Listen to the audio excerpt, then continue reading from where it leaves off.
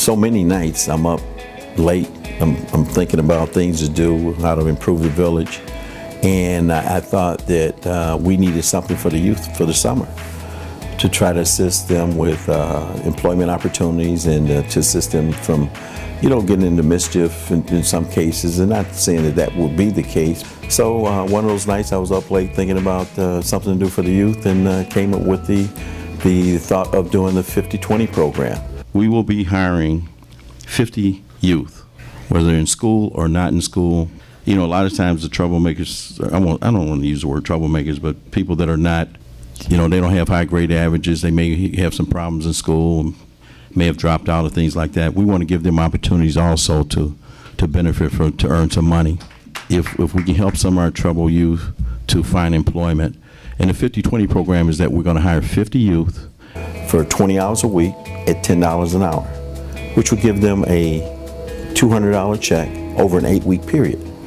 We're here today to announce a pilot program here for the village of Dolton. We didn't really have a lot of time to put it together and or solicit funding for this program. So the board went along with the program of doing the 50-20 program, and the village actually paid for it. Some of those at-risk youth are just left out there, and they says, well, we don't get a chance to participate in things like that because, I'm not the greatest student. We need to make sure that the youth that we can employ, we employ them. We're going to actually today select 50 of these entries here. We thought the best way to do it was through a lottery. We had more than 50 youth to apply, and I'm just sad that we could not provide employment to all of those youth that wanted to participate in the program.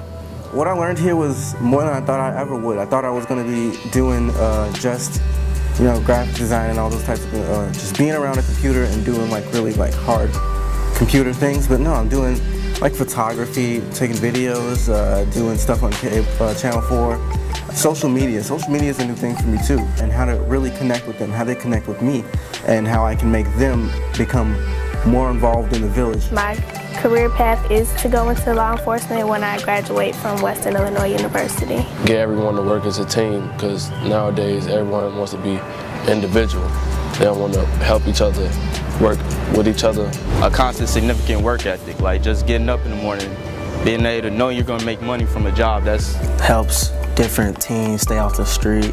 It helps them get money in their pocket, and this is a very good program. The program really did help me, and it kept me off the streets. I had somewhere to go during the day. I like the program, and I'm thankful for it, to be a part of it.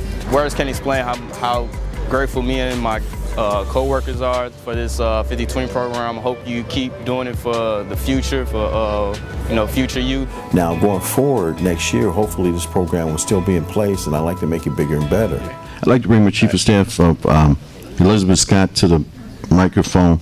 Once again, we're having the third annual 50-20 program. We're doing it a little different this year because we don't have the funding, but jobs have always been important to the mayor for youth, so we're still going to continue our stride in finding jobs and providing opportunity. Coming up, I'm going to have Sue Gilbert and Vivian Mason from OAI, which is Opportunity for Advanced Innovation, come up. Cook County Board President Tony Preckwinkle came up with a workforce initiative called Opportunity Works. We're emerging from a time of terrible economic hardship, the worst economic conditions in 70 years. This is a tough time for families, and it's surely a tough time for government at all levels. This program isn't just about a summer job. It's about helping young people prepare for their future. 500 young people from around the region are participating in this year's program, roughly twice as many as last year. We were able to partner with them in conjunction with OAI and BCS in order to provide important career training and apprenticeship for the youth in the community. We are doing a 10-week paid internship program in manufacturing. It's about a 3 to 4 week training. After the training and career readiness, you're then put on a 6-week paid internship program for about $10 an hour. The end goal is for them to seek permanent employment. So it is a win-win situation, and we're looking for all kids to come out, and we appreciate the mayor. He's been very instrumental in making this happen, as well as Elizabeth Scott.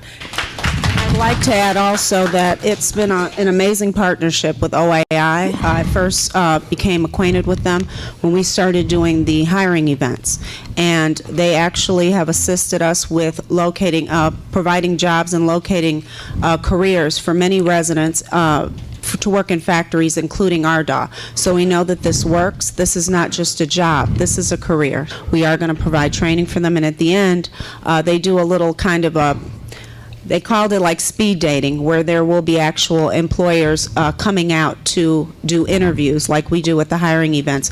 I'm Molly Dowling, Executive Director at OAI. We are a workforce development organization serving the South Suburbs. We're all about ending poverty through access to employment. We have over 300 manufacturing jobs available, and many companies are seeking qualified workers. Unfortunately, in many cases, the general public is unaware of these available opportunities. And we do have flyers at the front. Thank you so much. Now, one of the things, I want to just say something here. When we started the 50/20 program, the inception 3 years ago, the village paid for the employment of those young students and youth. Well, now they've graduated, most of them. But they started 3 years ago in some of the businesses that were here, and they're still employed. One of the things that we ask when new businesses come in town, we ask them to hire our residents. One of the things when we solicit businesses to come into town, we ask that they do us a favor. And that favor is to employ our residents. And Ashad is getting a statistics from the U.S. Bureau of Employment on where we were when this administration started and where we are today, by demanding that the new businesses that come in town hire our residents. So we also had to get a little bit creative in trying to continue the 50/20 program. Thank God that we have developed this relationship with OAI, and thank God that President Tony Preckwinkle has decided to fund this program. Not only do we hope to provide valuable and positive experiences for all these young people this summer, but we hope that this program will increase the level of collaboration and communication between the juvenile probation folks and the Chicago Public Schools to work with the young people and intervene before they leave school, violate their probation, and end up in situations that have devastating consequences. We know that in the after-school hours between 3 and 6, about 2/3 of all juvenile crime occurs. We also know in the summer months, juvenile crime peaks. It is essential of any anti-crime strategy, but also a productive strategy. And we're going to employ probably 75 to 80 people this year. If I could, Mayor, move on to my youth report. Because as a Muslim, I'm beyond reproach. I'm not there for the money, I'm not there for the ego, it's to serve, because we're taught to be servants of the people. So as a servant of the people, since I've been a trustee, I've been able to institute programs for the youth. The Winston Foundation has been in existence for the last 10 years. The founder, Audrey Bird, goal is to teach young people about the value in having great skills when it comes to marketing themselves for the job force. There will be an upcoming event in July of this year. The primary focus is on young men, but young girls are more than welcome to attend. The affordable fee of $10 will be charged to attend this event, and there will be refreshments. From Audrey and everybody. We have an example of an 8-year-old who will be in attendance who is now manufacturing his t-shirt, and they will be sold for $5. And the name of his line is called Acid Jeans for Kids. For more information, you can reach Mrs. Audrey Bird at 312-504-6545. She can also be reached on Instagram at Audrey Bird 64. Let me spell it out for you. Audrey is AudreyByrd 64, all one word. Again, for further information, you may call Miss Audrey Bird at 312-504-6545. Thank you. You're the best person as the mayor of the village to actually give us an overview of what's going on right now. Actually, what's going on is that some of the board members voted to amend our budget. The current president of the United States, Donald J. Trump, said, Only I alone can solve the problems of the United States. Congress serves as a check and balance for the executive branch of government. And we, the Board of Trustees, a legislative body, is the check and balance for the executive branch of government here in Dolton, which is our president, Mayor Riley Rogers. To exclude some of our vital employees that we have here that are in positions that actually make this village run. My name is Susan Stacy, and I'm Matt's wife. I promised him I wasn't going to talk. I just want to tell you one thing. My husband was born and raised in Dolton. His heart is in Dolton. My father-in-law, I'm sure some of you know Roger Stacy. Yeah. My husband has followed in his footsteps. There is not one person in the Public Works Department that has had their phone ring constantly through the night. I've seen my husband run out on my daughter's baptism to serve the residents of Dolton. My husband has missed birthdays, holidays, everything for the residents of Dolton. And everything that these trustees have put him through, he's still loyal. My trust is gone as it relates to Superintendent Matt Stacy. Anything he tells us is always an issue or a problem. I said call him. I even called him. Matt did not pick up for me or them. I emailed Matt to basically rectify this situation. You guys sent me an email stating I need to talk to the mayor. And then in my response was, I'm not going to play these games with y'all. I want my tree list. So I need you guys to get that in order before you come across this board, any department head. I'm pretty sure that if Matt put together a plan and executed the right way, I think it will be fine, but he does not. What's the plan going forward? I just told you the plan. Get on the village website, put in they have a form that you can fill out, emails to Public Works. Also, you can contact Public Works at any time. No. I don't like that plan. So I'm in disagreement with that plan. Just because you don't like it don't mean it's not going to go into effect. And he will continue to do his job, whether it's in his position or if he's back down as a worker. I am the wife of the media director, Edward Steve. It's personal to me because I know Pearson and I know Stubbs and I know Muhammad really well. Muhammad, brother, I've known you for years. Our children have played together. We've broke bread together. We've sat in social settings together. And now you are messing with my livelihood because you mad at my husband because he is supporting the man that you told him to help. I vetoed that proposed budget.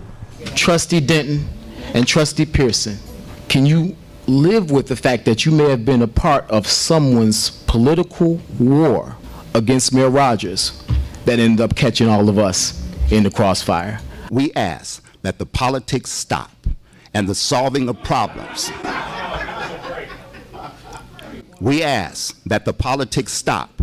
And this Monday, coming up October 1st, it appears like this budget will be, the veto will be overruled. I pretty much believe, based on what we've heard and what we've seen, is that this decision has already been made by those who have the votes. And so I'm going to give a brief testimony based on something I can say about Trustee Muhammad. I can tell when it changed with Trustee Muhammad and me. It was when he decided that he wanted to challenge Mayor Rogers for the position of mayor of the village of Dolton. I moved to the suburbs like many of us who lived in Chicago had moved to the suburbs because you're looking for a lower tax base and paying your real estate taxes, which hasn't happened since Did you run into a high tax base? Well, actually, I pay more taxes now than I paid in Chicago. Right now, the residents of Dolton are taken by their ankles, they're turned upside down, and they're being shaken for their real estate taxes. And that's why, as elected official, you got to find alternative sources to offset. I agree with that. Prior to that, everything was all good. He would come down to the media center and speak with Ed and give his suggestions and some of the things he would say he wanted to see. But when he decided to run, that's when it changed for us. And from that day, we have been under a cloud of suspicion. And we have been slandered and whispered about and claims of dual loyalty. But I stood with Mayor Rogers because I made a commitment to him that I would assist him, and I will be found doing that as long as I'm here. Now, I know Trustee Muhammad ran for mayor and got 300 or so votes, somewhere in that realm, 360, and that might have been a little embarrassing, you know, for somebody who, you know, is so proud. And I think it could be difficult to stand up here and watch the man sitting here in the seat, Mayor Rogers, who defeated you as the mayor, who got almost 4 times the amount of votes. And since that day, there's been a blind fury quest for him to come after the staff members, Ms. Scott, myself, and Edward Steve, to get rid of us. And he comes after you all, the residents. As you know, when you talk to him, he's very hostile against you, wants to cut you off. If you say something to him that you don't like, he slams on you and then he looks down upon you like, no, what are you saying? Dismissive, right? Is that what he does or is not? That's right. So this is something that I can say because I know this individual. And some of the key people here that's providing services to the village will be actually laid off.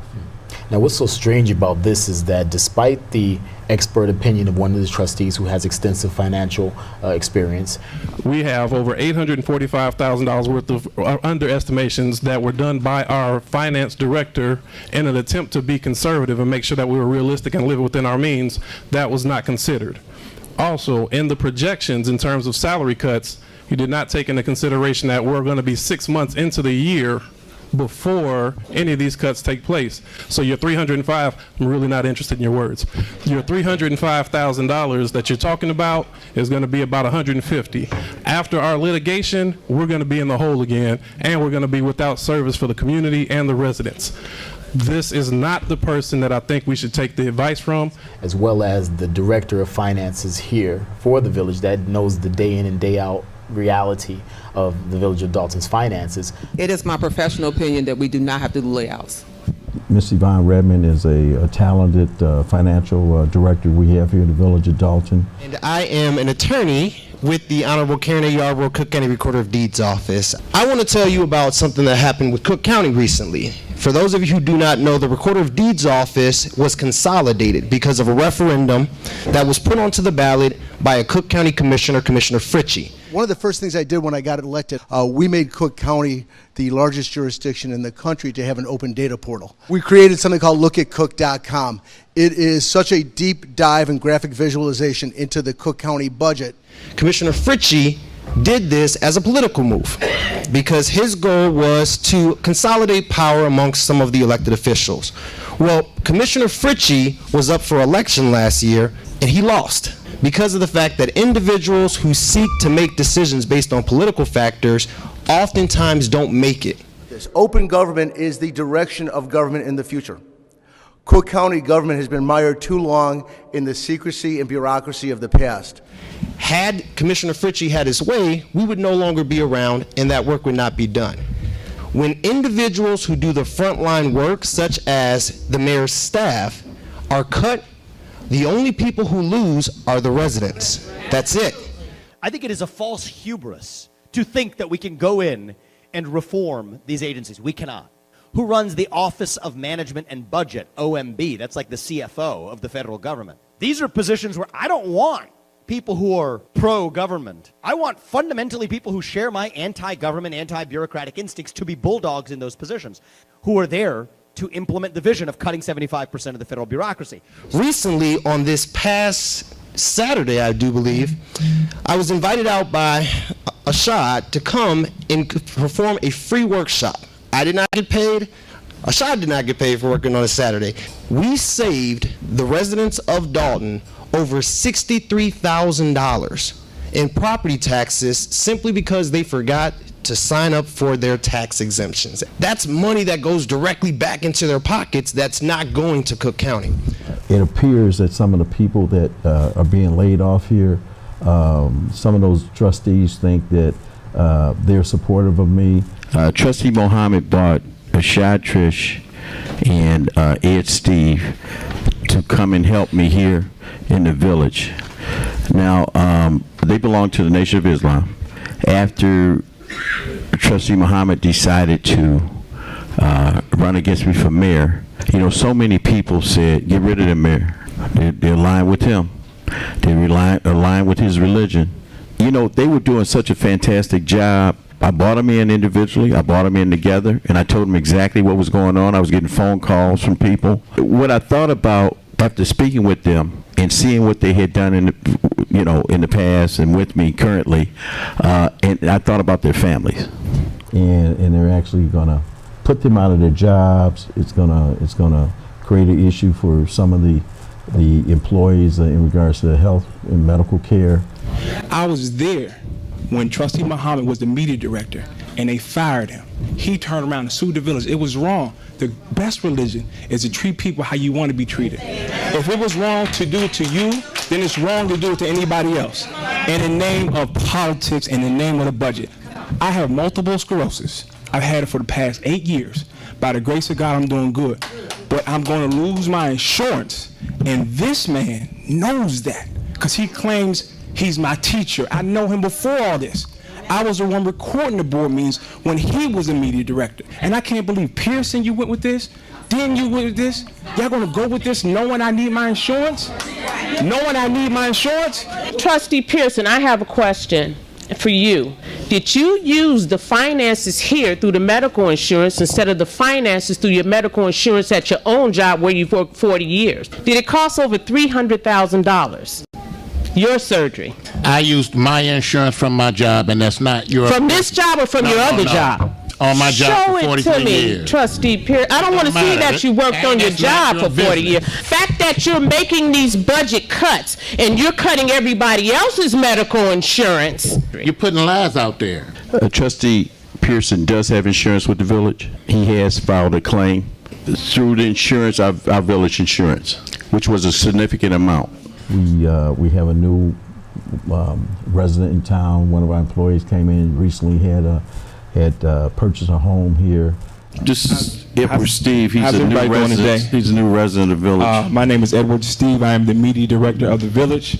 I want to make 2 points. We are working on a video this week to help educate the residents on how to properly read the water bill, how to know when it's an estimated bill versus an accurate bill. There's something that's going to help. Second thing, I recently bought a house out here. I'm young, I'm 39. I have a wife and 2 children. So I don't want to give some good news about the village of Dolton because I understand we get up here and there's sincere complaints. But I bought a house with equity here with my family. I'm a young person and I believe in Dolton. I see the village of Dolton moving forward. It just really appears to be kind of hateful and spiteful to do something to these employees that's actually going to interrupt village services. These positions that y'all are trying to eliminate can be detrimental to our village. But if y'all sit here, take $15,000 off for every trustee's pay, y'all got $90,000 to do something with. This is the highest paid trust village that has trustees. You go to any other town where trustees are, they're making $12,000. All this money that they making, if you love the village, cut your pay. Cut your pay. If you love the village, cut your pay. Muhammad, trustee. What happened to the $67,000 for a community center that you still sit back so cool and laid back and can't explain nothing? And you want us to trust you on BP?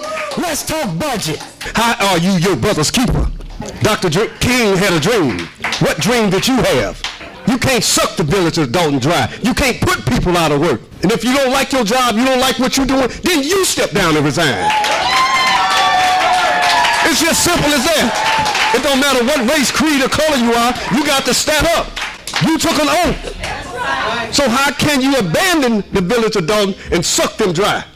We came in as a whole together, and before we did, there was no events, there was no gospel fests, there was no real man cooks, there was not all of the bike ridings and the unity that is trying to be formed being even instituted in our village.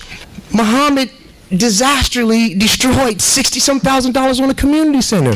And what you're doing is not thinking, my people. This is us. If you don't have love for us, who do you have love for? I'm here a lot as my mom is the chief of staff here. So Mr. Aponte is very humble, but I recently had an experience with my dad who was in Vietnam.